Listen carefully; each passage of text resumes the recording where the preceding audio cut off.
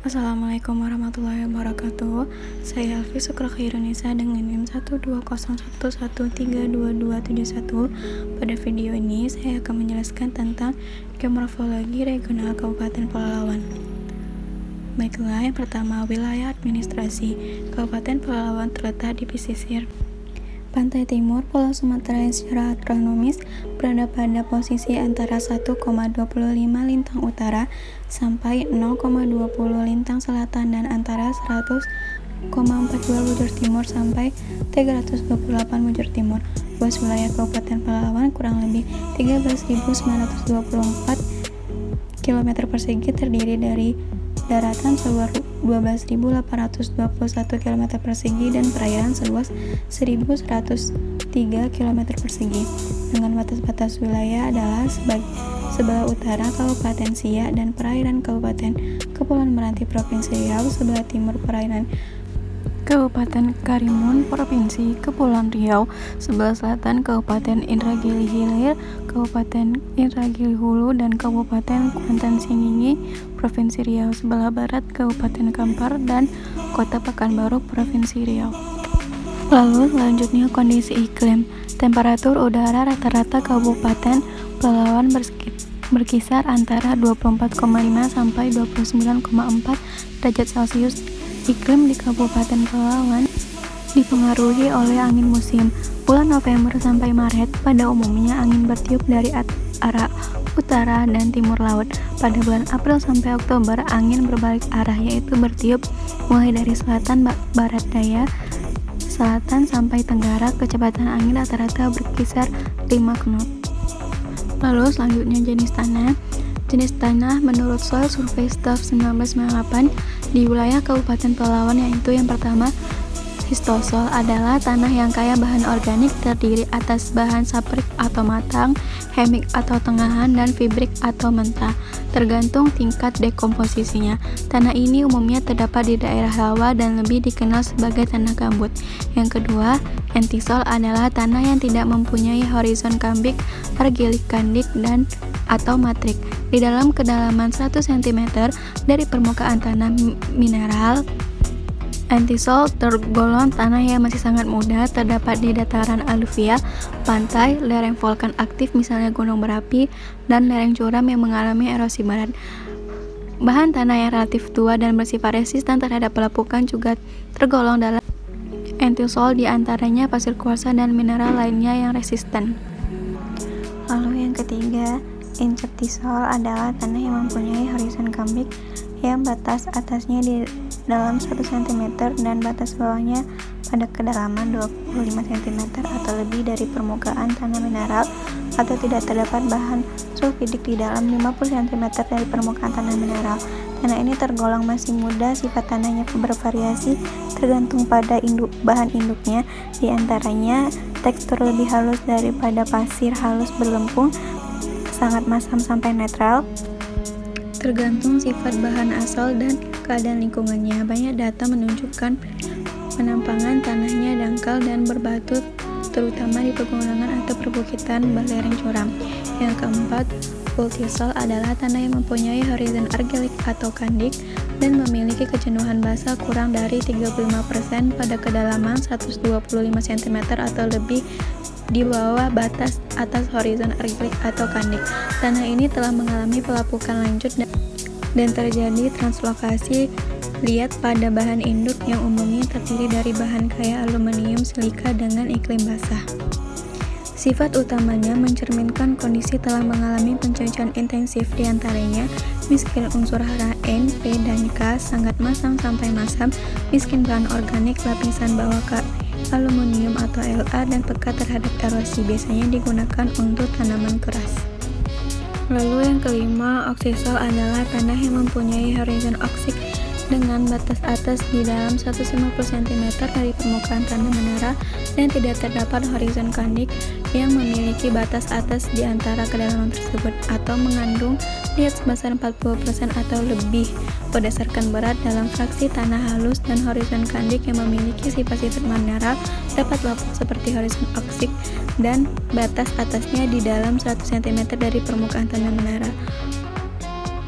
Oksid adalah tanah telah lapung sangat lanjut, penampang tanah dalam, bertekstur liat, propertasnya tergolong tinggi, daya menahan air kecil, dan dinominasi mineral liat, konik, oksida besi, dan aluminium. Tanah ini relatif resisten terhadap erosi, tergolong sangat miskin unsur hara dan cadangan mineral, kapasitas tukar kation rendah, dan retensi fosfat tinggi.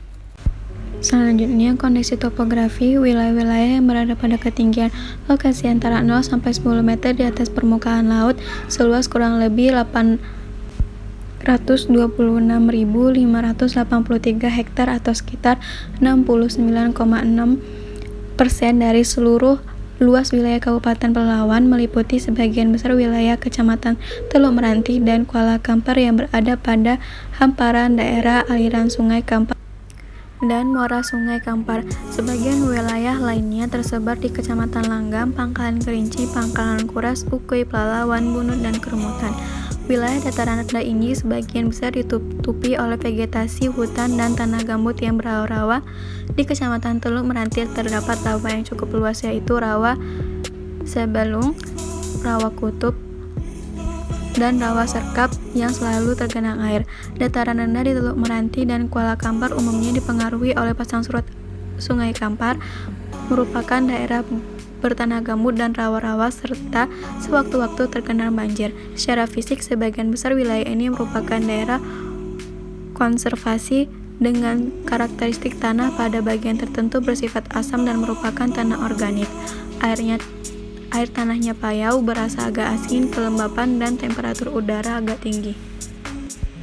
Selanjutnya, kondisi hidrologi. Secara umum, orientasi daerah aliran sungai atau das Kampar adalah dari arah barat daya timur laut dengan bentuk memanjang. Total luas das Sungai Kampar sekitar 2.186 hektar. Sungai Kampar mengalir mulai dari lereng bagian timur pegunungan Bukit Barisan di Provinsi Sumatera Barat ke arah timur, melewati wilayah Kabupaten Kampar dan Kabupaten Pelalawan, dan akhirnya bermuara di Selat Malaka. Di bagian hulu Sungai Kampar bercabang dua yaitu Sungai Kampar Kanan dan Sungai Kampar Kiri, sebelum akhirnya menyatu ke Sungai Kampar pada titik lokasi sekitar 5 km sebelah barat Desa Langgam. Lalu selanjutnya, kondisi geologis berdasarkan pada peta geologi Lembar Pekanbaru dan Siak Sri Indrapura skala 1:25.000 yang diterbitkan oleh Pusat Penelitian dan Pengembangan Geologi Bandung. Keadaan geologi wilayah Kabupaten Pelalawan tersusun dari endapan gunung api yang berasal dari gunung api kuarter tua dan gunung api kuarter muda. Curah hujan, temperatur, dan kelembaban udara yang tinggi di wilayah Kabupaten Pelalawan sangat berpengaruh terhadap tingkat pelepukan batuan, baik fisika maupun kimiawi. Sebagai konsekuensi telah mengalami pelepukan berlanjut. Baiklah, yang terakhir, kondisi fisiografis dan morfologis. Secara umum, fisiografi di wilayah Kabupaten Pelalawan dikelompokkan dalam 4 jenis endapan batuan, yaitu endapan aluvial tua, aluvial muda, formasi minas, dan formasi petani. Dalam wilayah Kabupaten Pelalawan, selain sungai utama yaitu Sungai Kampar, terdapat juga anak-anak sungainya, yaitu diantaranya Sungai Kampar Kiri, Sungai Segati, Sungai Nilo, Sungai Kerumutan, serta Sungai Pelalawan, Sungai Selampayan, dan Sungai Serkap.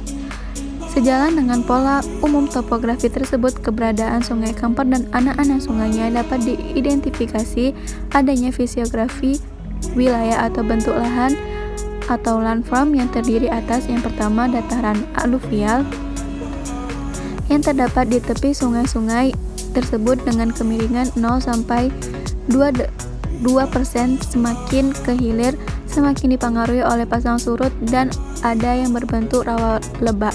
Lalu yang kedua, dataran gambut yang menonjol di Kecamatan Teluk Meranti dan juga terdapat di Kecamatan Pelalawan dan Kecamatan Kuala Kampar dengan kedalaman gambut yang bervariasi. Yang ketiga, dataran pelarihan, yaitu pelarihan antara daratan aluvial dan daratan gambut dengan wilayah perbukitan. Dataran pelarihan relatif menonjol dan dominan di Kabupaten Pelalawan dengan bentuk lahan bervariasi dari datar hingga bergelombang. Terdapat terutama di Kecamatan Pangkalan Bunut, Bandar Patalangan, Pangkalan Kuras, Langgam, Ukui, Pangkalan Lesung, dan Bandar Sekijang. Selaras dengan ketinggian dan fisiografi wilayah tersebut dapat diidentifikasi juga morfologi wilayah sebagaimana ditunjukkan pada gambar. Klasifikasi morfologi wilayah di Kabupaten Pelalawan terdiri atas yang pertama datar. Morfologi wilayah yang dominan datar terletak pada ketinggian 0 sampai 50 meter dpl yang terdapat di semua wilayah kecamatan. Yang kedua landai, morfologi wilayah yang dominan landai terletak pada ketinggian 500 hingga 100 meter dpl yang terdapat di Kecamatan Bunut, Bandar Petalangan, Pangkalan Lesung, Ukui, Pangkalan Kuras, Langgam, dan Bandar Sekijang. Yang ketiga beromba, morfologi wilayah yang dominan berlomba terletak pada ketinggian di atas 100 meter dpl yang terdapat di Kecamatan Ukui, Pangkalan Kuras, dan Langgam. Baiklah, sekian penjelasan singkat saya mengenai geomorfologi regional Kabupaten Pelalawan. Kurang lebihnya saya mohon maaf. Wassalamualaikum warahmatullahi wabarakatuh.